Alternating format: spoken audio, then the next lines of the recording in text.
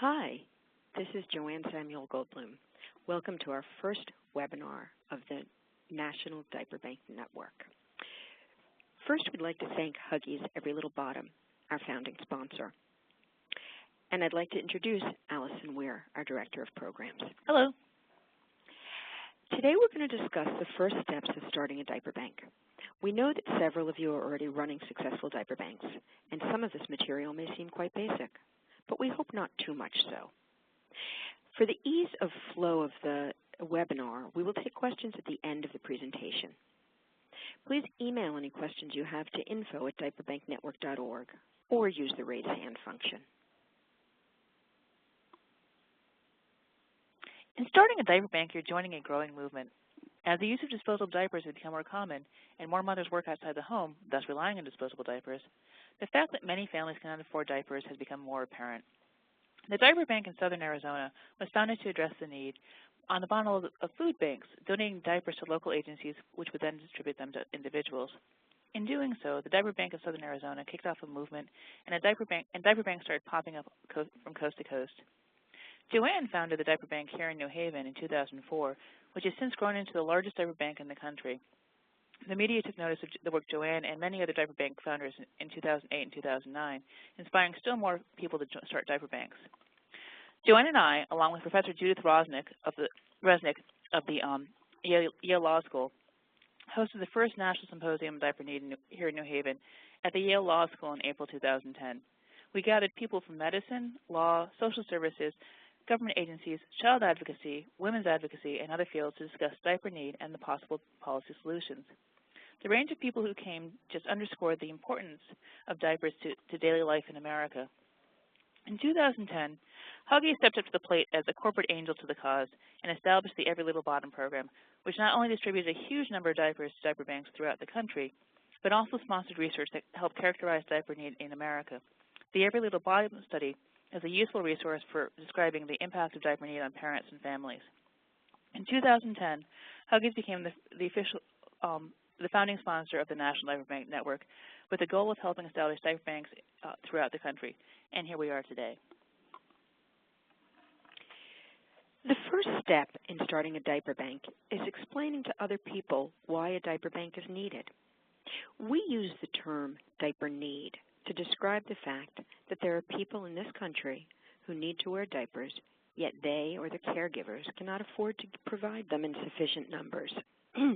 We're defining diapers as an absorbent garment worn by infants or toddlers who are not toilet trained or individuals who are incapable of controlling their bladder or bowel movements. Unless otherwise specified, in our discussion today, diapers are referring to disposable diapers. This does not mean that diaper banks necessarily limit the distribution of diapers to disposable diapers. As we'll discuss, in most cases, disposable diapers provide the most practical solution for people served by diaper banks. So the question is, what are the consequences of diaper need? Diaper need can affect the physical health of individuals who wear diapers and also their caregivers. Insufficient diaper change can result in urinary tract infections, dermatitis, and other problems for children. Overflowing diapers can result in the spread of communicable diseases for family members and for the community at large. Babies crying because of dirty diapers can be a stressor for parents struggling to provide for their families, increasing the potential for abuse. Diaper need can also affect the emotional well-being of adults, disabled children who need them, by limiting their mobility and independence, and also negatively affecting their self-dignity. Diaper need can prevent caregivers from being able to work or pursue educational opportunities that could help lift their families out of poverty. According to the Every Little Bottom study, diaper need can negatively affect the emotional well-being of mothers who have trouble providing sufficient diapers for their children, causing them to doubt their status themselves, as they say it, as good mothers. So what is a diaper bank? At base, a diaper bank, based on the food bank model, provides diapers to people in need through social service agencies. As we proceed, you'll see that many different forms a diaper bank can take, but this is our basic working definition. Diaper banks should provide a repeatable service. An organization is not a diaper bank. It gives out one distribution of diapers, but does not provide diapers beyond that initial distribution. The idea is a sustainable, repeatable service that people can depend on. So, why start a diaper bank? Well, to begin with, the need is great. And you can see the statistics on the slide that there are a huge number of children and adults who are living at or below the poverty line in a way that makes buying what they need very difficult. And diapers can cost $100 a month or more for an infant or toddler, and even more for an adult. Food stamps and WIC, insurance and things like that cannot be used to purchase diapers. So that's not an option. Yes, you can use your state benefits, TANF, or as we used to call it, welfare, to buy diapers. But on average, a family receives about $370 a month. And that's to pay for absolutely everything. You also can take a look at the Wall Street Journal article, which was recently published, that focused on the fact that people are trying to make their diaper supplies last longer because of the cost. I'd just like to make a note about disposable diapers. So we support diaper banks for diapers for all types, disposable and cloth, children, adults, and disabled. However, our experience suggests that disposable diapers are the more practical solution for families in need for a variety of reasons. Most families in need do not have private laundering facilities. Many laundromats discourage the use of their machines for diaper washing. Infants and toddlers use approximately 50 diapers per week, making hand laundering impractical in most apartment and small living spaces. Also, and this is a very important point, many child care facilities require parents to bring disposable diapers for their children on a daily basis. Diaper banks that wish to distribute cloth diapers should verify that parents have a way to clean the diapers, or they should, in planning their diaper bank, assume that they are going to need to provide laundering facilities for parents' use. We stress the use of agencies for diaper banks as the source of distribution for a number of reasons, and we'll discuss this as we go through the presentation. But the primary reasons are that it eliminates duplication of services and it helps reduce your administrative expenses in trying to establish who should receive the diapers. It also allows you as a diaper bank to work collaboratively with other service agencies to solve a basic need at a community level. If a client needs diapers, there are often many other needs that will need to be met as well that are probably better addressed through partner agencies that deal with the full continuum of care than simply you're addressing the diapers alone in isolation. So what is the difference between a diaper bank and a diaper pantry? We distinguish between the two, but much of the discussion today is applicable to both. It is possible for a diaper bank to be both a diaper pantry and a diaper bank, or for one to grow into the other. You could limit your operation to a project of a single agency and distribute to individuals that way, later growing to serve other agencies. So basically, a diaper bank is an organization established to provide diapers, either donated or purchased by the diaper bank, free of charge, on a regular basis to social service agencies and diaper pantries, who then provide services to diaper wearing clientele. A diaper pantry distributes diapers directly, free of charge, to individuals. Both have a very important role to play. So the first step is, what is the need in your community? In order to be able to help establish a diaper bank to make the most effective use and be most have the greatest impact in your community, you sort of need to characterize what the need is.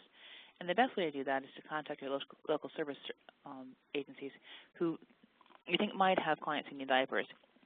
We recommend contacting your local United Way Community Foundation for guidance and introduction to leaders in your local anti-poverty community. You can also talk with family shelters, food pantries, publicly funded child care centers, health clinics, church programs, senior centers. We also recommend that you review information about poverty in your community. We recommend the National Center on Children in Poverty website that's on the slide there. The other thing, too, you need to figure out is whether there is a diaper bank currently in your community. We've discovered that some new diaper banks are being established in areas where there are existing diaper banks or diaper pantries. We strongly encourage diaper banks to consolidate wherever feasible. Multiple diaper banks in the same area will be competition for the same limited local resources, especially in this economy, and agencies will be unsure of which diaper bank to approach to for help. Often a larger diaper bank resulting from two smaller diaper banks will be greater than the sum of its parts. Larger diaper banks are more sustainable than smaller diaper banks, often because they are better candidates for larger grants and larger donations, and can enjoy some of the efficiencies of size, of reduced cost for warehouse spaces and staff, et cetera. If you have not if you've identified a need in your area that is already served by a diaper bank, but the need that you've identified is not fully served by the diaper bank, we encourage you to contact the diaper bank and offer to help expand its operations to meet the need you've identified. So, with a diaper bank, the way to start is with a diaper drive. It's a great way to raise awareness of diaper need in your community and also to get diapers that can be distributed to people in need. The first step towards developing a successful diaper bank is to host a successful diaper drive. You need to work with the agency to develop a press release about your diaper drive and send it to local news outlets. We can help you to do that. Also, talk about your diaper drive and what you've learned about need in the community with family, friends, really anybody you run into. Contact local service groups like the Girl Scouts, Kiwanis, Rotary, Lions Club, whatever groups there are in your community, and ask them if you can speak at their meetings about diaper need and solicit their support for your diaper drive. Also consider developing a theme, a name, Moms Helping Moms, Girl Scouts Getting Diapers, something like that. Then you need to do what we set out on the slide. Find the agency you're going to give it to. Be sure you have all your plans in place. Make sure you have the ability to pick up the diapers and to deliver them to the agency you're giving them to. If there's not already a diaper bank in your area, you need to find agency partners, agencies that can give the diapers to the families who need them. Hopefully, you will have identified some of these agencies when you surveyed the need in your community. Really, it's a side benefit of conducting a really good needs assessment. That is to be introduced to the various agencies and individuals who are also passionate about addressing issues of poverty in your community. Consider the agencies you've gotten to know in your assessment and identify those whose mission most align with yours. Approach one or two at a time. Don't overcommit. That's the hardest thing. We always like to say, under-promise and over-deliver. That's the way to build a good organization. As we've mentioned before, we recommend working with at least one agency that already provides services to diaper-wearing individuals and their caretakers rather than distributing the diapers yourself. If you choose to distribute diapers to individuals yourself, be aware that you'll need to collect information about the individuals receiving the diapers when applying for grants and writing fundraising letters. A lot of grantors and donors want to know where their money is going to be used and who is helping. So you do sort of need to have basic demographics. We're not asking for personal identifying information about the individuals receiving diapers, but basic general demographics of how many people are receiving, the poverty levels, often the gender breakdown, ages are required. So all of this requires a certain amount of information collection that it's just easier to work with an agency who's already collecting that sort of information. We know of various diaper programs that don't collect the information and also are working entirely out of their own pocket. while we applaud the altruism of such programs, such a program is not sustainable at the end because there's no information collected. Thus, it's harder for them to get funding to continue to sustain the effort. So a word about sustainability, that is making this an organization that will be able to continue. The first step is explaining to other people why a diaper bank is needed. So in order to do that, you need to make sure that what you're doing is moving forward. Agencies and families are going to come to depend on your diapers, so people in the community need to know why you're doing this. Funders will want to see that you're helping families achieve financial stability by providing a reliable source of diapers. You're making a difference on a regular basis, and that is a huge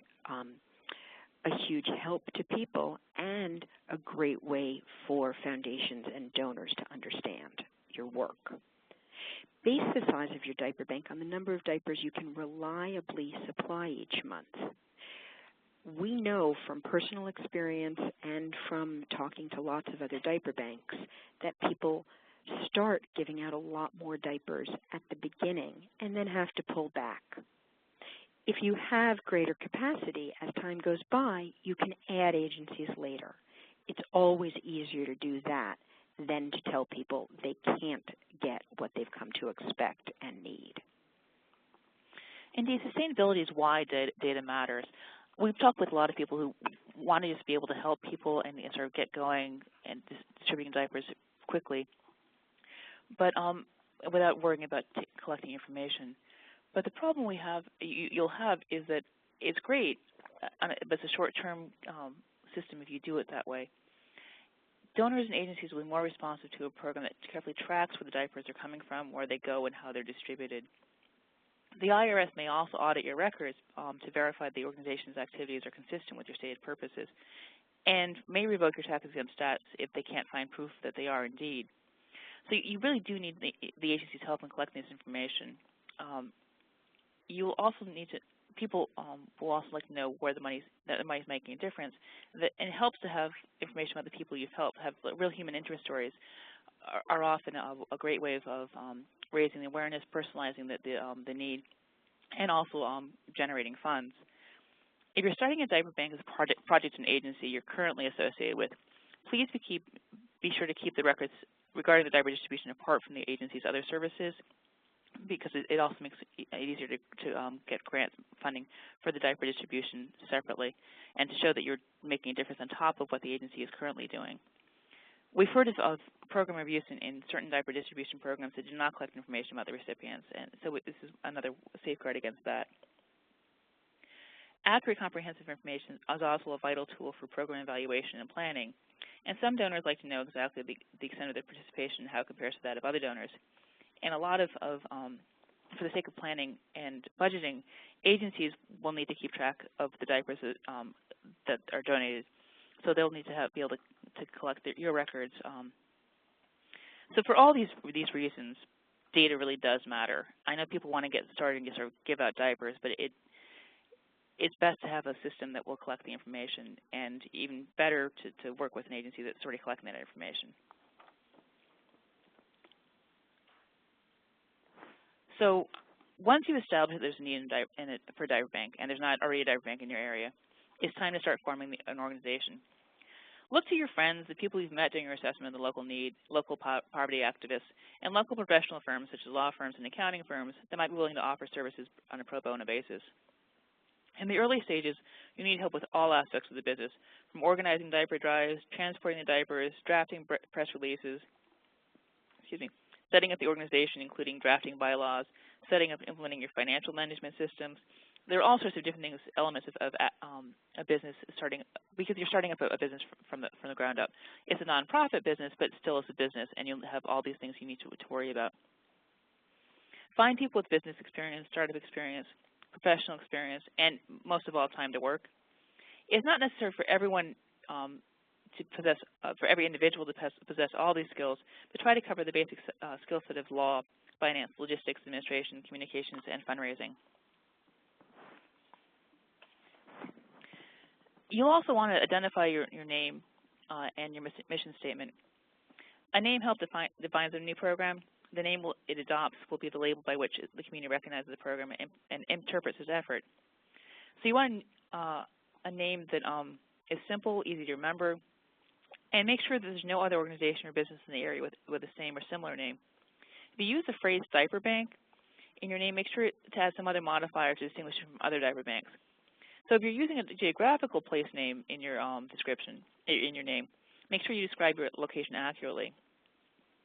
Think of a couple possibilities and test market them among friends and local anti-poverty campaigns, programs, and potential donors. Get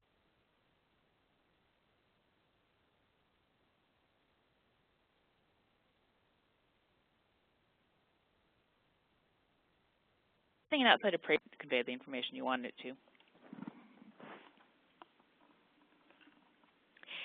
There are a variety of models that you can use when setting up a diaper bank. And the shape and the form of it and the model you choose probably will occur organically. That is, it will occur based on the community you're in and the work that you're doing. But it is helpful to consider the possible shapes a diaper bank might take while you're in the planning stages. There are multiple models. You may find that what started as a small diaper bank will grow into a larger one, or a larger one that began as a project of an agency may become an independent organization at some point. The model you choose should be guided by the population served and the resources available, which include not only funding, but also your time and energy. It takes a lot of that to get a diaper bank started. These are a few of the many organizations we know of that give out diapers. What we want you to notice is that being a diaper bank doesn't mean you're only giving out diapers. You might have a money-making business that feeds your charitable work, as in the case of Kids Closet. Sometimes you might be a part of a food bank or an organization that gives out lots of other concrete needs, like cribs and baby clothes and things like that. So, creating a budget. Truthfully, I think this is one of the hardest parts, and it really can be daunting, especially for somebody who doesn't feel like they really know a lot about numbers. But the first thing you need to do is think about not the numbers, but all of the products and services you'll need to have in order to distribute diapers. Once you've identified what you need, you can start to think about what can be donated. For example, you may find donated space. People may be able to provide professional services like accounting or legal services. You might be able to get furniture or office equipment. Then you can consider which things you absolutely need and which things you might not need as much at the beginning. Once you have this list, you can then put numbers next to things. So establishing a budget is really a list of the things you need with the amount that they will cost. After you've done that, you need to consider how much money you have and you can realistically raise, and compare those two numbers. Ideally, the expenses should be less than or equal to the money you can raise. If that's not the case, then you need to go back and adjust either what you're going to be spending money on or how you expect to get the money. Some of the other things to think about, aside from your budget, are storage options, where you'll work, and funding options. The storage options are important because diapers might be bigger than you think. You need to have a clean and dry space where you're able to store sufficient numbers of diapers. That can be a garage. I'll tell you, the diaper bank that I started in my living room. But you just need to consider that in advance. Where are you going to work? Are people working at their homes? And then if that's the case, as the organization grows, do you have a space for people to work? And remember about funding. Funds coming in should be at least as much as the funds going out. So once you've started the basics of what the diaper bank is, the shapes it will be, you need to start thinking about legal considerations as far as the organizational options. You have two basic options. You can incorporate as a separate organization, or you can look for fiscal sponsorship. In both cases, I'm suggesting organizational opportunities that will allow you to get tax, to become declared tax-exempt organization under the IRS 501c3 clause. And the reason for that is because, again, as we mentioned earlier, in order to be sustainable, you need to get donations. It's easier to get donations if you're a tax-exempt charitable organization than otherwise. But the clearest one is incorporation. But you don't have to, as we'll talk now on fiscal sponsorship, you don't have to be a separate entity in order to achieve that.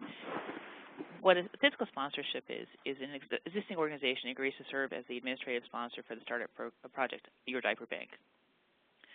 And in doing so, you benefit from the organization's existing tax-exempt status as well as various administrative benefits.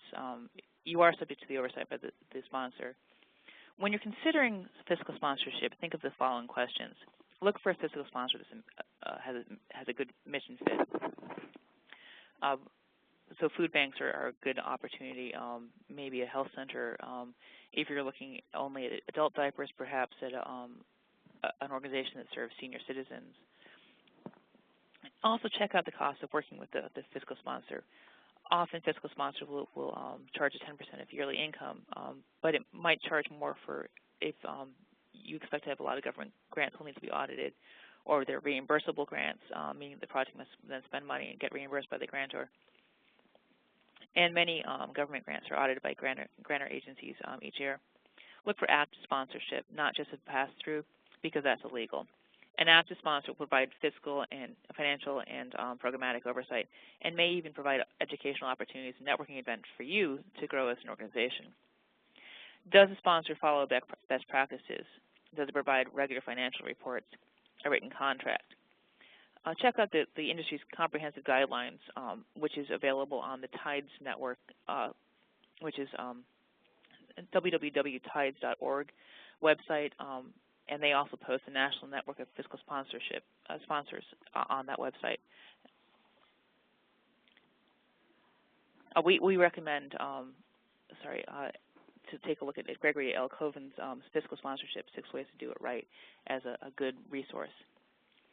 The other option is going in on your own, incorporation. In that case, you are an independent entity, and you'll file state papers to incorporate, and incorporation is always at the state level. Most states have a website, usually on the Secretary of State website about incorporation. You'll need a phone number, a fax number, email address. And then you go through the process of filing for tax-exempt status under the IRS Code, Section 501c3. There'll likely be a lag between the completion of the incorporation process and the approval of tax-exempt status, in which case you want to make sure that you are talking with folks to let them know that you're not yet a tax-exempt organization, although you have filed. This is probably the perfect time to concentrate on diaper drives and refining your plans and organizational structures. We underscore that you really should talk with a tax expert and an attorney in this process. It is a legal status. It's best to talk with people who are experts and not simply rely on our slides. To the extent we can help you, we will. I really do think incorporations is a state matter and thus is somewhat different in each state. So we recommend talking with a lawyer who is licensed in that state. There are a couple of considerations when weighing the options of fiscal sponsorship versus incorporation. Working with a parent organization can provide a great jumpstart to a new diaper bank, so it won't have to worry about the legal and financial hurdles to establishing a new entity before you start collecting the tax-exempt donations. However, working with a parent can burden a new program with administrative and policy responsibilities that may not relate directly to diaper distribution. And the diaper bank may also find itself having to compete with the organization's other projects for funding and for the board's attention, and may have trouble developing a new and separate identity in the community. In contrast, independent diaper banks can enjoy the freedom of designing and managing and charting their own future. However, supporting a diaper bank is takes a lot more time when you start it as a new entity, and it might take a little bit of time before you can really get the ball running and distributing diapers as quickly as you'd like to. No, it's not an all or nothing option. You can start as an affiliate organization and grow into an independent organization, or you could find that as you are working more and more with one or two agencies, that it makes more sense to join that agency as a project as opposed to be a separate organization. So there are a lot of things to consider when doing this, and it's not, you can change it, but we often recommend starting as an affiliated organization, especially if you're growing out of an established organization like a food bank, and then pursuing independent status. So we're back to making it sustainable. First and foremost, it's really important to look for local sources of grants and foundation funding. The first thing to do is contact your local community foundation and/or your local United Way. Also, you should look at the annual reports of other local anti-poverty programs to identify other possible targets for grants or funds. Usually, foundations have certain interests, so if they're interested in supporting organizations that fight poverty, you might fit into their grant structure. Also, contact your friends and families for help networking with individuals who might be willing to donate to your project.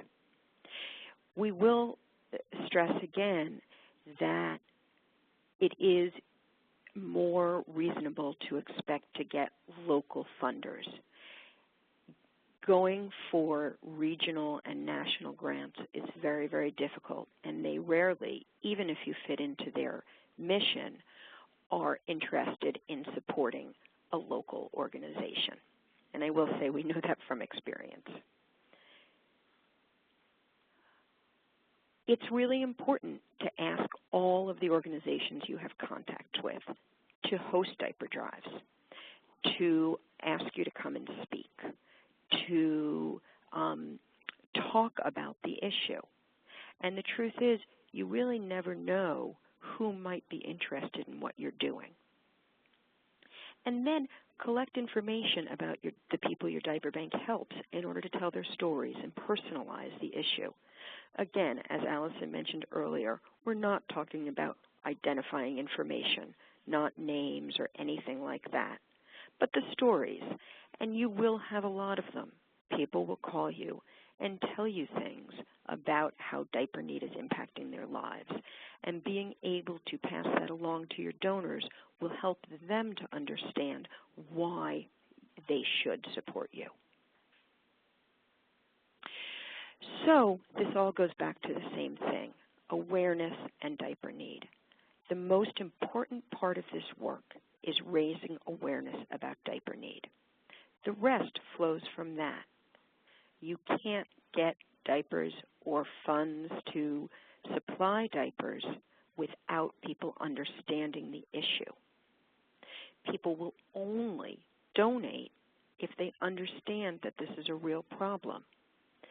And we believe that the more people think about it and the more people understand it, the more diaper need will be addressed throughout the country. We're here to help you with starting diaper banks and with expanding diaper banks and with keeping your diaper bank going. We want to hear from you. Alison and I are here to answer your questions. Also, our administrative associate, Jane Dennett, is here. Please be in touch with us. The number is on the screen, and you've got email there at info. Our personal emails are just our names at diaperbanknetwork.org. We really do look forward to hearing from you and hope you will keep in touch and let us know how things are going. Thanks so much. Thank you for attending.